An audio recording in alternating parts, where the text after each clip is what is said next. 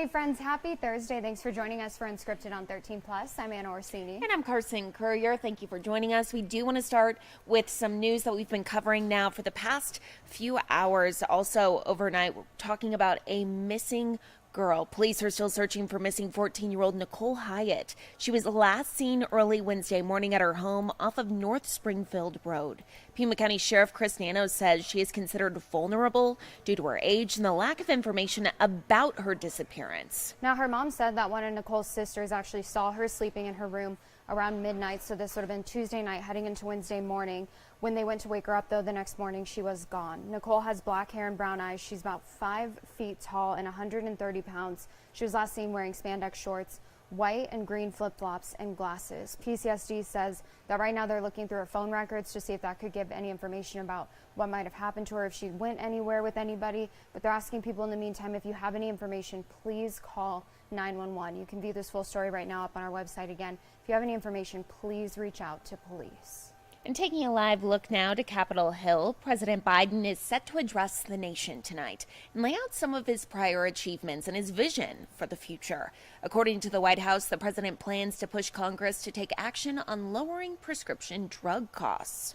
He'll also be focusing on other aspects of health care, including mental health, reproductive care, as well as the economy, immigration, and the wars in Ukraine and Gaza. The State of the Union address is set for 7 o'clock tonight, Tucson time. Of course, this is coming off of some of the news yesterday about Nikki Haley and kind of setting up another rematch for the election this year between former President Trump and President Biden. So, again, his State of the Union address tonight at 7 o'clock. A lot of eyes will be on that. Switching gears now to the third day of the James Crumbley trial. We know opening statements are set to begin this morning in the manslaughter trial of James Crumbley. Crumbley is the father of the teenager who killed 4 students at a Michigan high school in 2021, Ethan Crumbley. Now, the case comes just weeks after his wife, Jennifer, was convicted of the same charges. James Crumbley has pleaded not guilty to 4 counts of involuntary manslaughter. Now, the jury selection process took place on Tuesday and Wednesday. Attorneys asking potential jurors whether they could be fair and impartial in the high-profile trial, questioning their beliefs about guns, parenting, and mental health. A jury made up of 6 men and 9 women was ultimately selected. The judge will randomly then divide that group into 12 jurors and 3 alternates prior to deliberations. Of course, we'll keep updating you on what we learn each day as this trial continues. Turning now to some news out of the Middle East. Hamas announcing this morning that talks on a Gaza ceasefire and hostage release will resume next week. So this announcement makes it extremely unlikely that mediators will broker a deal before the Muslim holy month of Ramadan. And we know, Anna and I were talking about this just a couple of weeks ago, Ramadan was their informal deadline for those mediators. Now, Hamas spokesperson saying this morning Israel refuses to commit to and give guarantees regarding the ceasefire, the return of the displaced, and the withdrawal from the areas of its incursion. So, of course, we'll let you know if anything comes out of Israel and Gaza today. If we get any developments, we'll keep you updated both on air and online. And we were taking a live look out at Mount Bigelow. Really wanted to show you guys that picture. It looks like that is now gone, but what we were seeing up there kind of looked like fog, clouds, seeing that storm start to move in, and then it's interesting seeing the comparison to what we're seeing down here because it's sunny skies, everything looking good. Yeah. But that storm is coming today. That is right. And I mean, that's the difference in your elevation there. 8 to 10,000 feet in elevation. The clouds are up there. But here at the surface, we're still seeing some peaks of sunshine. Don't be fooled, though. Have that umbrella handy because we do have some storm chances on the way later on today. Taking that 4-panel look across the Tucson Metro, you can see partly cloudy skies this morning. So we are getting some of that sunshine in before our 60% chance of rain later on today. Down to a 20% chance on Friday, and then really nice weather on the way for this weekend and into early next week as well. But your latest satellite and radar right now, pretty quiet across southern Arizona, a little bit of rain moving into far western Pima County, and then once again, as we mentioned, some clouds starting to form over the higher elevations, especially around the Mount Lemmon area. Much more active Phoenix, Flagstaff, up to Vegas as well. Zooming in, showing mostly dry conditions for now, but a little bit of moisture moving into the Phoenix Metro and Casa Grande.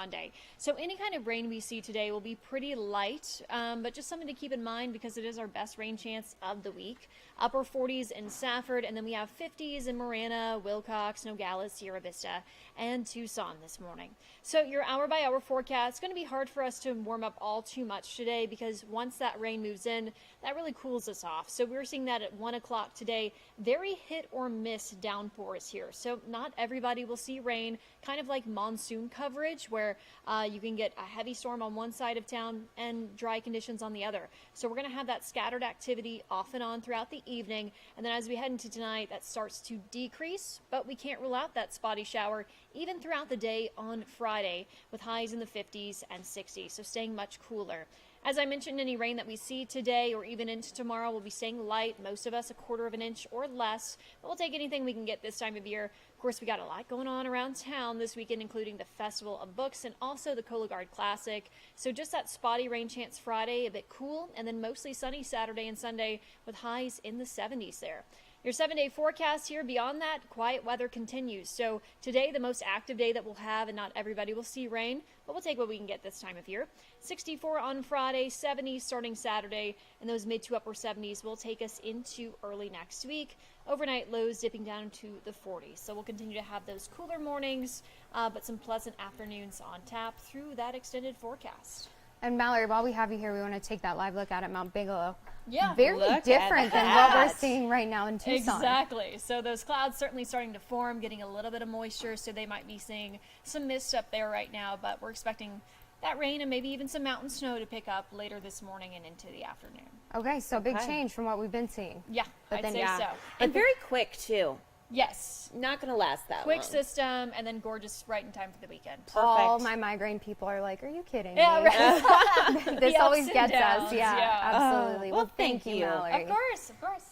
And as Mallory mentioned, this weekend, the Festival of Books. A lot of authors, just book lovers, illustrators heading down to Tucson for the big event. And we actually got to speak to R.L. Stein. So those of you who don't know, he's the author of the Goosebumps series. Yeah. Huge. It had its 30-year reunion in 2022. It's been around for 30 years. That's crazy. I remember going to book fairs growing up and being like, I have to get all the Goosebumps books. I And so it just know. kind of shows that it trickled down through all the different generations, because I can't believe it's 30 years Can you- old. oh, Because can you I'm even believe it? only 21, so that's Yeah. crazy. Exactly. And so we spoke to him, talked about what got him interested in becoming an author, how he really didn't know he was going to be a children's horror author, and then a little bit about a new Goosebumps book that actually came out 2 days ago. Cool. Yeah.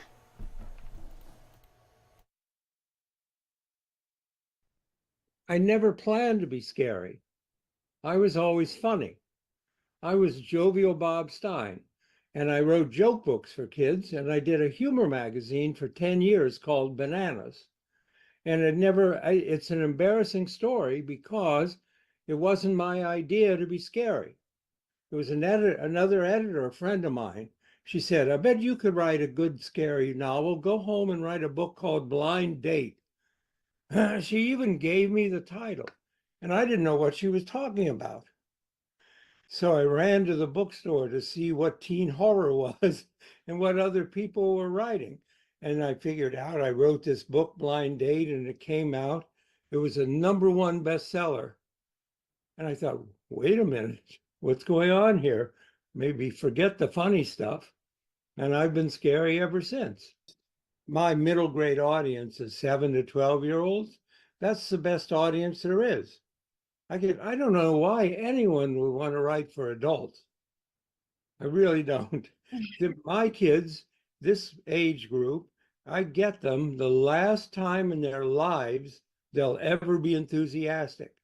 I was doing a teen series called Fear Street, and Fear Street is still around.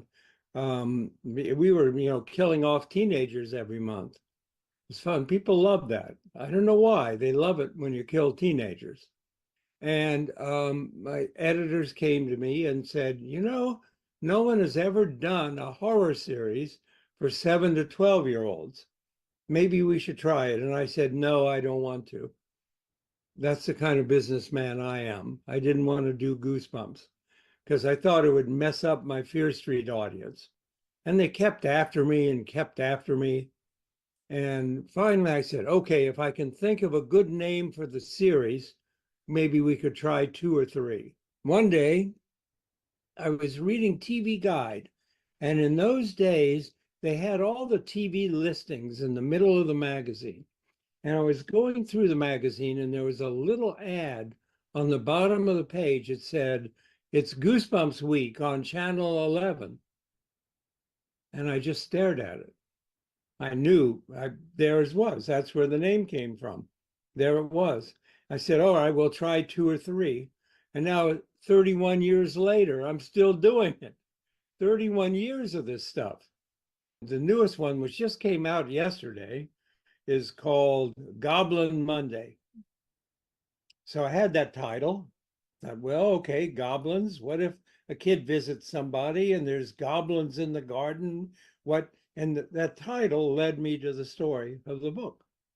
And so I kind of work backwards for most authors. Most authors get the idea first, and later they think of the title.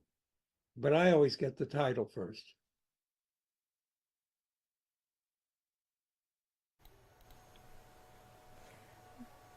Now, R.L. Stine says that the Festival of Books is actually one of his favorite events, which I'm guessing that he goes to a lot. So it's pretty cool that the Tucson Festival of Books is one of the favorites. Exactly. He said that he believes he's been to almost every single one that he recalls anyways. He says he has a lot of friends here in Tucson, and he's a big fan of everything from the authors at the event to the Mexican food here in town. He says he looks forward to it every year.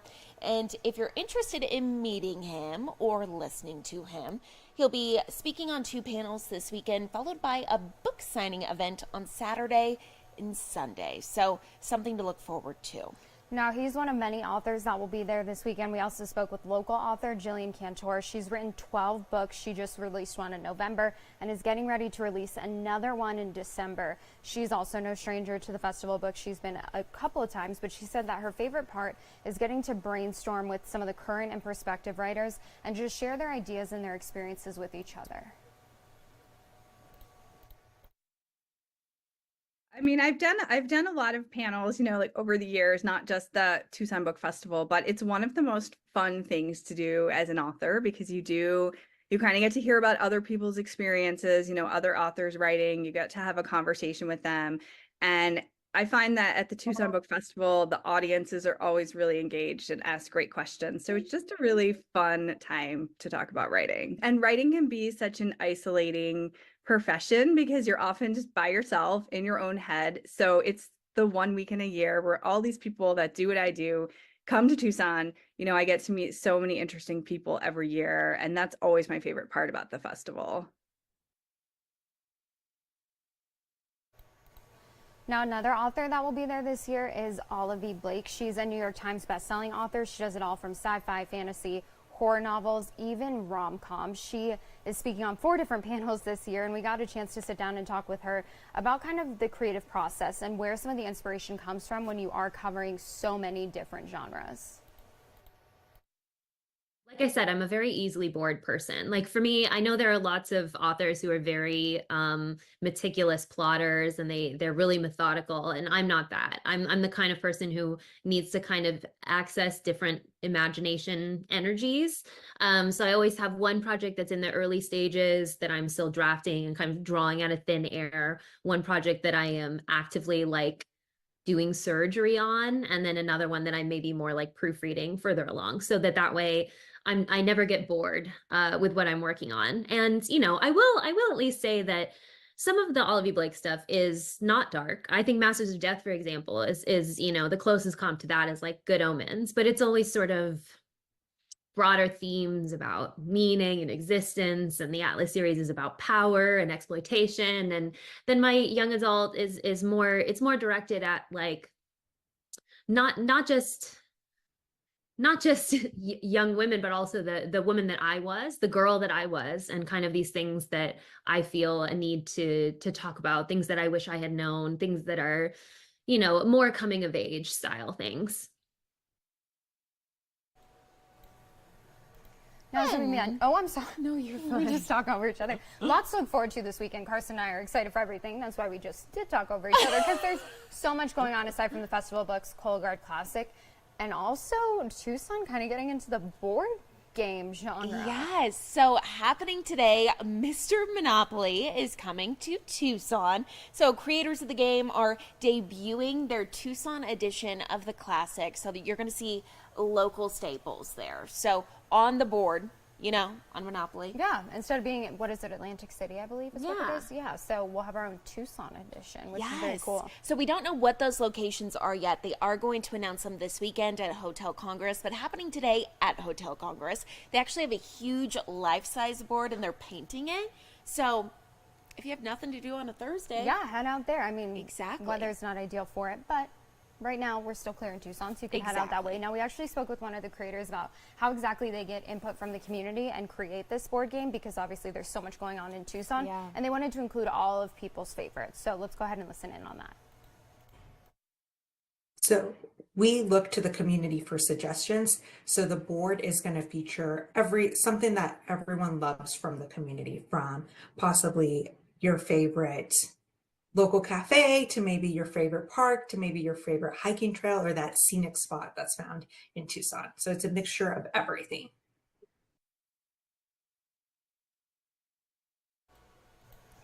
Now, the Tucson edition of Monopoly will be available for purchase at Tucson area venues, nonprofits, and retailers starting on Saturday. So that includes Tucson Games and Gadgets, Hotel Congress, Rialto Theater, Ben's Bells, Posner's Art Store, Skate Country, and the Tucson Roadrunners. Lots of places if you're interested in getting this game. So you can also pre-order it right here on the Top Trumps USA's website. That's what you're taking a look at your screen, sitting at like $44.99, $45. Yeah, so they're going to start sending those out. You can see the dispatch date, March 9th. So even if you order it online, you do have to wait until March 9th. Again, they'll be selling them at a couple different locations throughout Tucson. But good news is free shipping on all orders over $35. There so you go. You do qualify for free shipping, but just a cool thing to have, because who knows the next time that they'll, have that limited edition of Tucson Monopoly. We love to see it. Very, very cool. Well, something else that we're keeping an eye on today, of course, lots going on in the sports world. One of those things is that the women's basketball team is moving on to round 2 of the Pac-12 tournament. This is after they beat the Washington Huskies last night. And of course, in light of recent events, it always feels really good when you're beating a Washington team. So the Huskies were beat by the Cats last night, 58-50. And up next is kind of a revenge match for the women's basketball team. They'll be taking on USC tonight. That was after losing to them in overtime just last week. The Pac-12 quarterfinals matchup for the women's team is tonight at 7 o'clock. And also tonight, the Cats' final Pac-12 matchup against the UCLA Bruins. Right now, betting odds for the game have the Cats winning by 9. Last time the two met, Arizona beat the unranked Bruins by just 6. So tonight, Lloyd and the Cats taking on UCLA at Pauley Pavilion in Los Angeles. Tip-off for that game is 7:30. Going to be the last, season game as the Pac-12 for the Cats. So that game is actually Saturday against Oh. USC. Yes. So, but the last, and I think that there's been so much hype around this kind of rivalry, UCLA and U of A basketball specifically. And so, just heading into this game tonight, a lot of strong feelings because, my sisters went to UCLA, and so obviously there's that little part of me that roots the family for UCLA. rivalry. Yeah, but lots of, just heated exchanges between UCLA and U of A fans, and so going to be a good game tonight. That one's in Los Angeles, and then again, the women play tonight as well. That one's in Vegas. And then that last game is Saturday. At USC, yes. Okay. So lots going on in the sports world, but hopefully a lot of wins as well. Yes. And taking a live look out to It looks different already. I know. We had no visibility. Now we kind of have visibility again. But that storm, I would imagine, because we have better visibility now, it's making its way down towards us. Look at us. Look at us, meteorologists. Meteorologists. Mallory's taught us so well. Not even close. She's looking at us right now like, you guys don't know a thing about weather, but okay. So again, expecting some storms to move in today and tomorrow. Cooler temperatures, and then we warm back up by early next week, 79 degrees on Monday. So going to be a quick turnaround, but for all of you cooler weather folks, something for you to enjoy over the next couple of days. Absolutely. So again, it is a 13 first alert action day. Not expecting to see any downpours, just kind of scattered storms, as Mallory was saying. So grab an umbrella, grab a jacket. Napping weather. Napping weather. That is exactly what it is. So enjoy it if you can. If you do see some rain, she said you probably are lucky because it's going to be very scattered. But yeah, still stay alert, right? Absolutely. Anytime we get a big change in weather and anytime the roads get wet, just be safe out there. We thank you for joining us today for Unscripted on 13 Plus. We look forward to seeing you back here tomorrow morning, and enjoy your rainy and cooler day. Yes. Thanks for watching.